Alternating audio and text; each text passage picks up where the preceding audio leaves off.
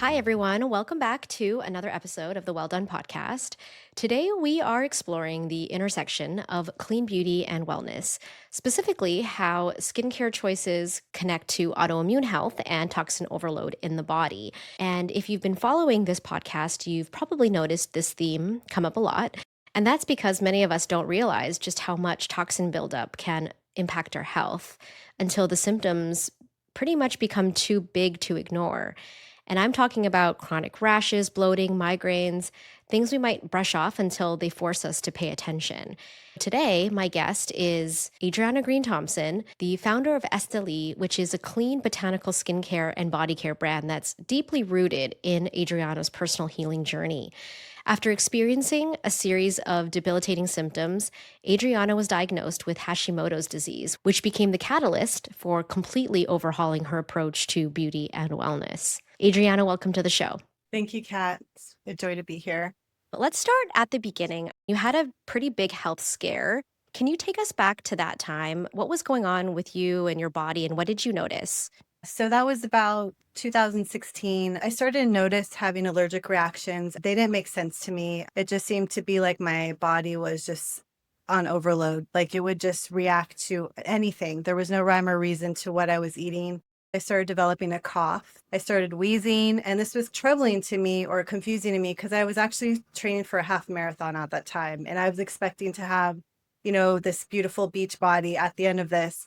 Instead, I gained 30 pounds in a matter of a couple months. I was very bloated. When I went to the doctor, she said it was exercise-induced asthma and wanted me to take an asthma inhaler. That wasn't good enough for me. I don't want to know what will help alleviate the symptoms. I want to know why I'm having these symptoms. And beside that, I was waking up and I'd have the whole around my eyes was just swollen. I used to live in San Francisco and there was a pet store and they have these certain goldfish that have these giant bubbles around their eyes. I don't know if you know about those, but I felt like that. I was afraid to wake up and find what I'd see in the mirror. I didn't know if I was going to look like I had been beaten up or what.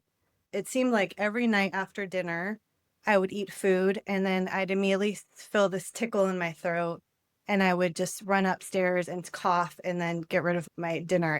It was very scary because there were no answers. I went to an allergy doctor in Berkeley at the time, and one of the things that really stuck with me is she said, in our generation, so in the past history, countries, cultures would have hundreds of years to acclimate to a certain crop or a certain ingredient.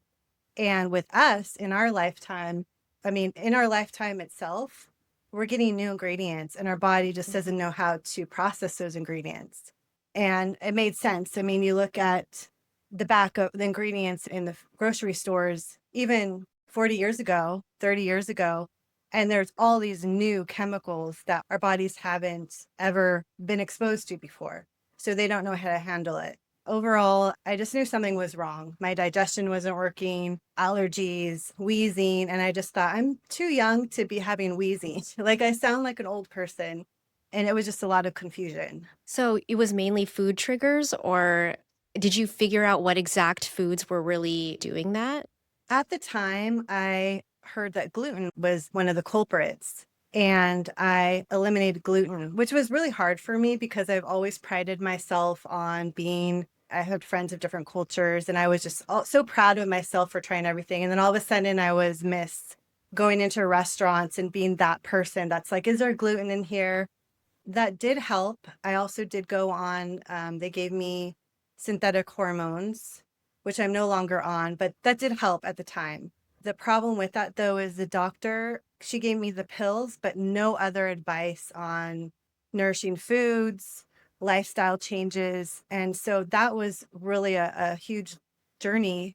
I knew that I had to take it on because since it was really important to me, I had a self-investment in what's going on here. That really catapulted me into this journey of looking at ingredients. And I'm no longer gluten-free anymore because I figured, there's all these different opinions about gluten. You hear about it's not the gluten, it's the glyphosate. And we can go to Europe, and since they treat their crops better or their farming practices, that's really the culprit, not gluten in itself. So I've gone from being gluten free to now I just baked my first freshly milled flour breads last night. I recently learned about freshly milled flours, how the whole grains have so many nutrients that are eliminated in the American diet with the flour that we use. Another one of the symptoms that when I first discovered is like I couldn't go on during the day without having a nap. And I was constantly pressing that snooze button. Like on weekends, I'd be like, oh, I need a nap. I need a 30-minute nap. The next thing I know, I'm napping the whole day away. So when you first went to see your doctor and she, assumed it was some exercise related issue, how did you, I guess, eventually get the diagnosis that it was Hashimoto's? Is there a test for it or was it process of elimination or how did you and your doctor figure that out? I actually I actually requested it. She just said it was you're getting old. I was in my 30s at the time, so it was, oh, it's your age, which I mean, in my In your 30s, thirties. I shouldn't be having a, oh, it's your age type problems. I started looking into, I would go on Instagram and I would find people who had thyroid issues. All they told me was I was hypothyroid. That's all I knew. And I started following this woman named Dr. Isabella Wentz, and she was the one that planted that seed about it could be Hashimoto's. And she says, make sure you get antibody tests. If you are high in these antibodies, that means your body is reacting to these things and producing these antibodies in your thyroid. So I went to the doctor and I said, I would like to be tested for Hashimoto's. And that's how it happened. Got So it it. was a lot of me researching and then going back to the doctor and requesting certain tests. You have to be your own like advocate on these things, right? So many women that I've spoken to so far have kind of had the same story where they've gone to their doctor with all of these symptoms and then they get the, oh, that's normal, you're fine. But you're obviously, you don't feel good. You're sleeping at the drop of a hat, it sounds like. And so obviously something Right. was wrong. So then how did that turn into you developing a skincare brand? It's crazy. I never thought of myself as doing a skincare brand, but I loved skincare. I loved makeup. I was a drugstore fiend with the cheap stuff, and then I had the high-end stuff because I had friends and relatives that worked in the makeup industry. Like my sister worked for La Mer and Bobbi Brown, but I just loved getting the samples and experimenting. And so, long story short, when I was having these symptoms, I knew that it was what I was putting in my body with my diet, that there must be a relationship with what I was putting on my skin. And I started looking on the EWG, I guess it's called. I just got my skin products and I would just look up one by one every ingredient, and you see endocrine disruptors, allergies, all that. And I thought, this is probably contributing to, I mean, I've been using this all my life. I dyed my hair, I mean, since I was 13. It would make sense that it's like when you think of your body, it just reaches limit. All the garbage that I had put into it, probably, honestly, I spent more money on beauty products than food. So I was just like, this has got to be part of it, a huge part of it. And also maybe vanity. Like we all love beauty products with what they promise us. And I decided to look, if I had to eliminate all those beauty products because they were toxic, I still wanted to use beauty products. I still want to look beautiful or as best as I can. And so I started looking into natural products because I thought, you see those department store brands. I'm kind of aging myself by saying department store brands because we're no longer in that era, but these big names, they'd always say the superfood ingredient, like, oh, this contains rosehip. And I'd always think, okay, if that's such a great product, why not go straight to the source? If that's just a tiny of, with all the preservatives that they're going to add in the color and the fragrance, if that's such a great ingredient, why not focus on that and eliminate all those other unnecessary things? So I started looking at natural ingredients and just became obsessed. When I would go to the shelves and see all those promises of beauty, that's how I felt with these ingredients. When you look up these natural ingredients, they're like rosehip has vitamin C and all these vitamins. And I first started with the face mist or rosewater mist. And that's really all I was planning on using. And friends and family were like, we really love this stuff. My sister came home. She was working for La Mer at the time and she was selling that face cream. And she came home and she's like, I sold so many face creams because people are looking at my skin right now using your rosewater mist, thinking that this cream is responsible for it.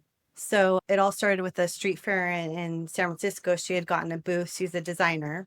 And she's like, hey, why don't you sell your rosewater mist? And that's what really started it all. I had to come up with a bottle, branding, and that's how it began. Then how did that shape your formulation philosophy, or where did the name Esteli come from? What's the story behind the branding? Esteli is a town in Nicaragua where my mother is from. And I had gone there for the first time in 2007. And to me, it just felt like home. The people, it was just so beautiful. It was green, lush, a lot of fresh fruits. You can't go starving in Nicaragua. I mean, there's mango trees, and I mean, you can just walk and eat. At that time that I was there, I didn't even think about having a brand, but I remember them saying the word Esteli, and I kind of put that in my notebook, like, that's kind of a cool brand name. And so when it came, that's how it all started. Were there any other influences from Nicaragua in the formulation and in the ingredients you've chosen? Definitely the humidity. When my sister and I were going there, we didn't have the best skin. We were all using those products that I had loved in the past, and they didn't really do wonders for our skin. So I had planned to bring my whole makeup case. And the minute we got there, it was a joke to put on makeup because you take a shower, you put it on, and it just melts right off. But what we did notice is our skin never looked more beautiful. So it ties in with the nature, the sunshine. I'm such a lover of nature at this point. You know, my heritage, the beauty, the plants. There's just plants everywhere. And so that kind of aligns with my products. I mean, they're plant-based products. So I just thought it fit in really well.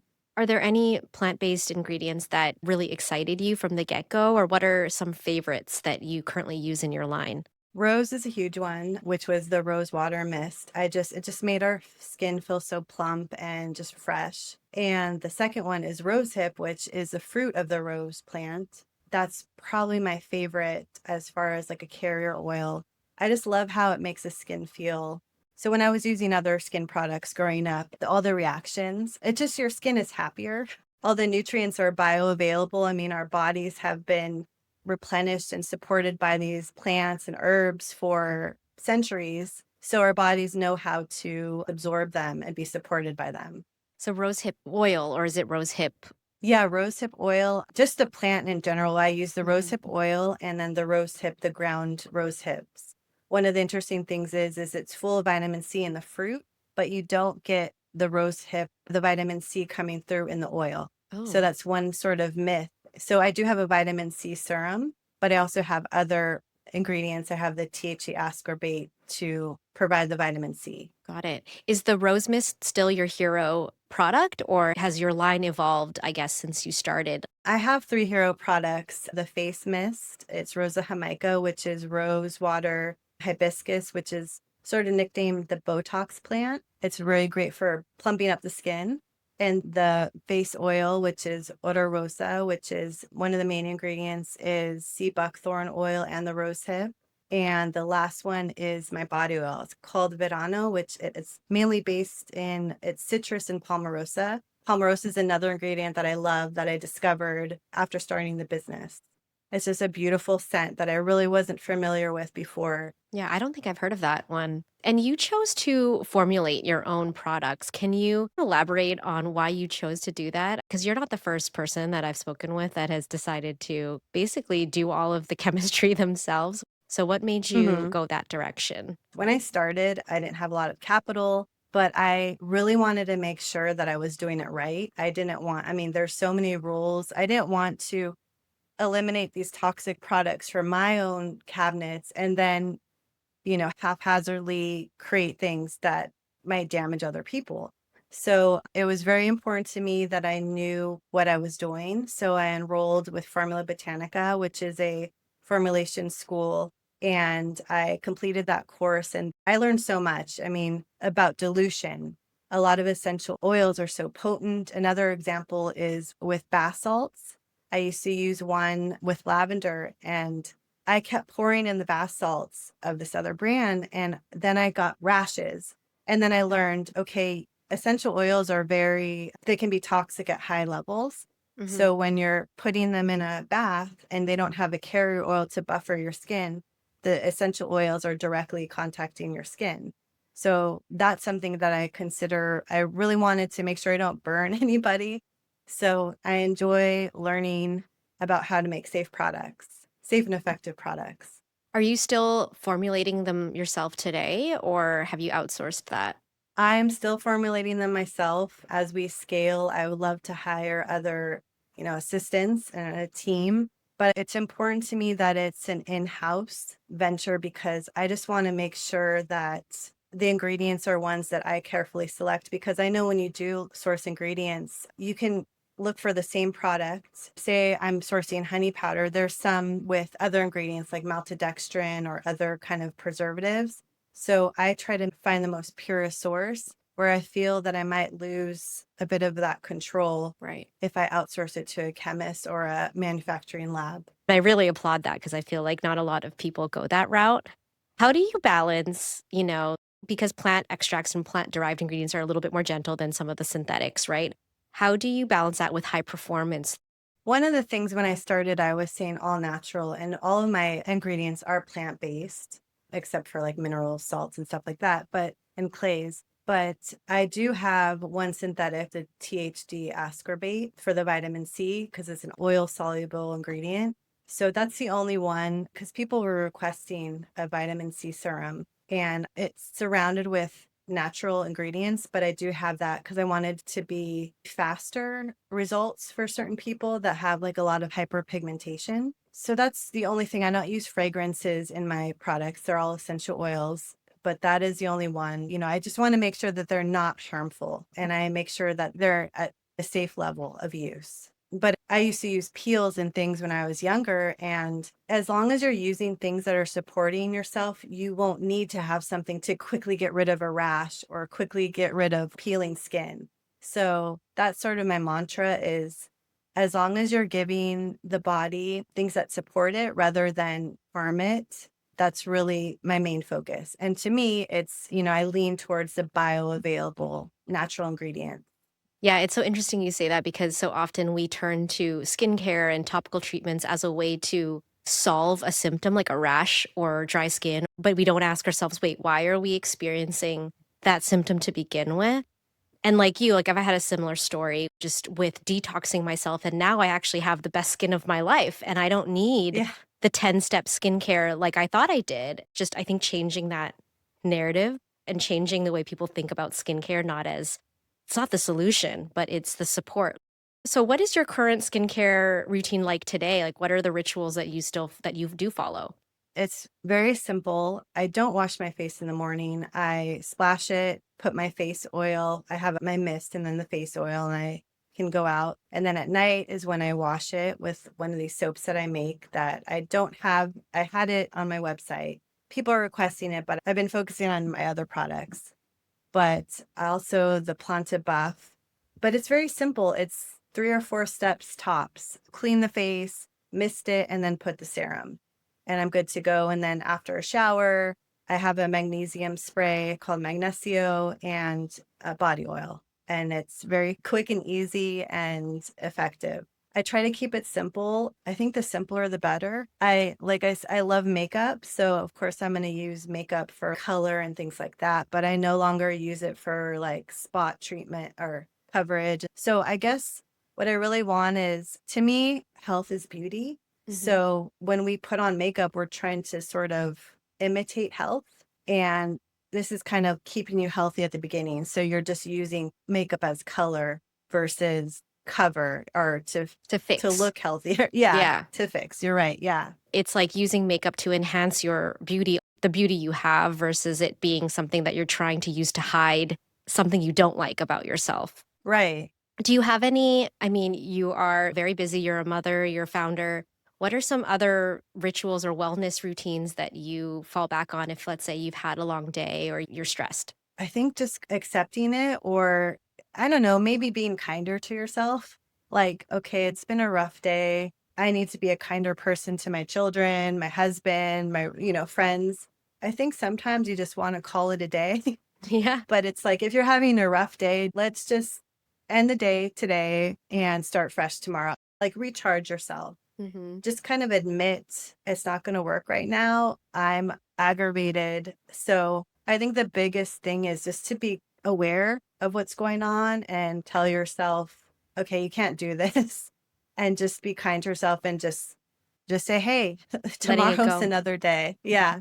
What's been the most rewarding part about being a founder? Because before you were, and we didn't even touch on your background, but before you founded Esteli, you worked in architecture, right? And also you were a blogger and you were doing very different things. What has been rewarding about being a founder versus what you were doing before? Well, I like that if you're working for someone, you have a salary or something, and you're really working, you start to realize that you're working to fulfill someone else's dream.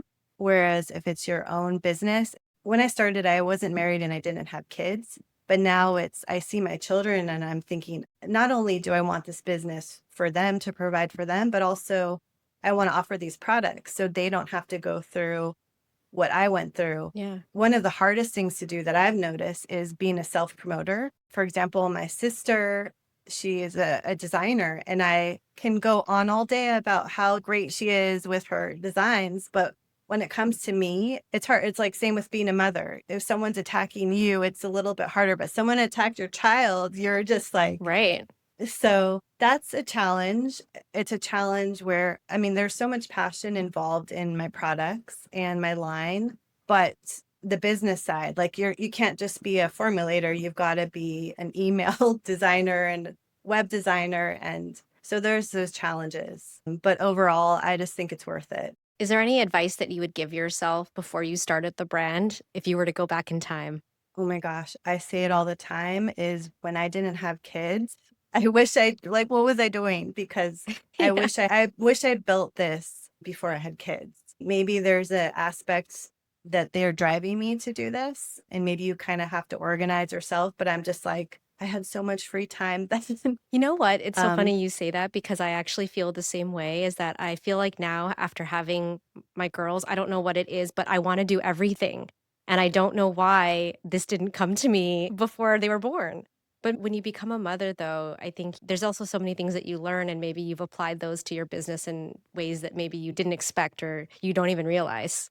Yeah, I'm a different person. Even such things as before kids, you could just run to a makeup store, hop out of the car and run in and run out. And those days are gone for now. I mean, my children are still small and eventually it will happen again, but there's a lot of learning. But that's one thing I'd be like, Adriana, you should do your work. Don't Start lounge early. around. Yeah, yeah. Is there any advice that you would give to maybe somebody just starting out today and starting a beauty brand like myself? Yeah, I would definitely say there's so many founders that offer so much advice. Like, definitely don't try to figure it on your own. There's so many resources, podcasts, books, videos and courses where people are offering their hard-earned knowledge.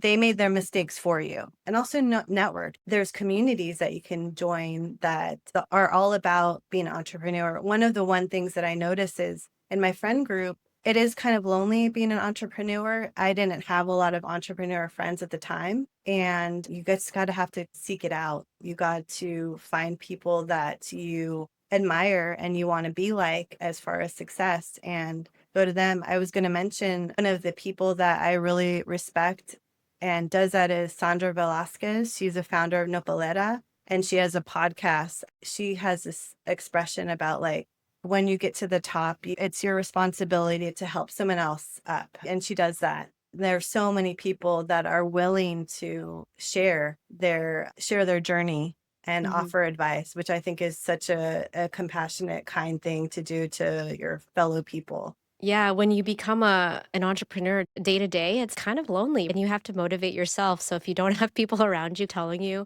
that you can do it, it can get a little discouraging. Uh, Yeah, intimidating. When you start out, I thought I'd see these bottles and I'm thinking, how do I get from here yeah. to having my own bottles and packaging and how did they do it? But you figure it out. So what's next for your brand? You recently launched a Nordstrom earlier this year. How has that been Mhm. going and what else is coming up for you in the near future? So Nordstrom's been really great. It's kind of ironic because my sister worked for them. And when I was going through my issues, I couldn't find any of their products of the brands they carried that I could use. One of the main things was the fragrance aspect. And it's just kind of ironic that now my brand is on their site. One of the exciting things is I see what people gravitate towards. It's a whole different, not audience, but a different market. And a lot of people on there are using my magnesium spray, Magnesio. So that's fun to see what's popular with different retailers. It seems to be different products depending on the retailer. So yeah, that's been really interesting. Okay, so now we are going to do the quick fire round if you're ready for that. What is one skincare step you never skip? Moisturizing or face oil, body oil. I love oils, of course, on clean skin. I think oils are very important to just support the body. Got it. I think I know the answer to this next one, but what's a plant-based ingredient you swear by? I would say rose with the rosehip fruit. So yeah, rosehip Yeah. oil. What is a beauty product you'd never use again? Oh my gosh, anything with fragrance, Mm. artificial fragrance. I went to a hotel once and they had their own line of, I thought it was a really natural brand. I think it was a hair thing. And that fragrance just killed it for me. You can almost smell it right away, like it smells synthetic. You kind of know, right? Right away. And it doesn't come off. That's Mm. the problem. Is there a beauty myth you'd love to debunk? Definitely the whole oil-free thing. Oil is not good for your skin. I grew up in a time where in my really young teen years, they had those Stridix pads, which just basically stripped your skin Oh, of right. any of its oils. And then they sell you moisturizer. So I think a lot of people in my generation have a hard time understanding, especially if you have acne. Oils, don't avoid the oils as long as they are good, nourishing oils and good quality cold pressed oils, fresh oils. They are so supportive for your skin. That's the myth. Like don't avoid the oils. Right. I remember those pads you were talking about, or I just remember the time where it was all about using the alcohol-based toners because I used to use that, like the Mhm. clear cell toners all the time. What is a wellness or beauty trend that you love? Just everything about nature. I mean, it's something that all income levels can use. Go for a walk, sit in the early morning sun, watch sunsets and sunrises. The luxuries that we have that are free, I really love those. Nature has been such a savior to me. We're always on a health journey as we change, as we age, as we go through different transitions. There's always that factor of like, what can nature do for you during this time? And it's very nurturing. So I Mhm. just love the whole natural aspect of the rituals that are out there. I love that. If you could take one of your products to a desert island, which one would it be? The mist, the face mist, the Rosa Jamaica mist. I guess there's no refrigerator at a desert island, but you store that in the refrigerator and it just feels so good. What is the best advice you've received about beauty or business? Well, one of the things is just be yourself. I think people, your fans, your followers, the ones that are loyal to you or that resonate with you or you resonate with them, they like you because I think being true, Mhm. because not everyone's gonna love you, but there's no one else like you also. So I think just be true to yourself, be transparent, and the people that appreciate that or are gonna find you. And if they don't like that, there's other personalities out there. So Yeah. I think it's just being true to yourself. I love that because the people who like your true self will stick with you, right? And that's how you build the loyal following. Okay, last question. What is one thing that you wish you'd known about health or wellness that you would tell your younger self? Mainly, it's the ingredients. It's so important what you put on your skin, in your body, with food, just how important it is. And I've said this a few times before. It's when I was younger, I just cared about what was on the front of the bottle, the promises of frizz-free hair, luminous skin, and really it's the back, the ingredient list, that's more important. So look at what's inside the bottle before you put, these products inside. I mean, your skin is an organ. There's really no filter. So just really look at the ingredients and the Yeah. quality. I mean, all that stuff on the front is just the marketing claims and labels that you can just ignore, I think, for the most part. So for those who want to follow Esteli or follow your journey, where can they find you? My website is the best place. That's where all our ingredients, all our rituals, all our products, it's estelibody.com. When you sign up on there, you can receive our email. I love when people respond to my emails. We're in retail stores like Nordstrom, Love.com, Earth Hero, Zero Waste, a waste store, and a few other retailers around the country. But Esteli Body is where you could go and connect with me. And we have full information about our products. And I would love if anybody had any questions to write to hello@estelibody.com. Okay, perfect.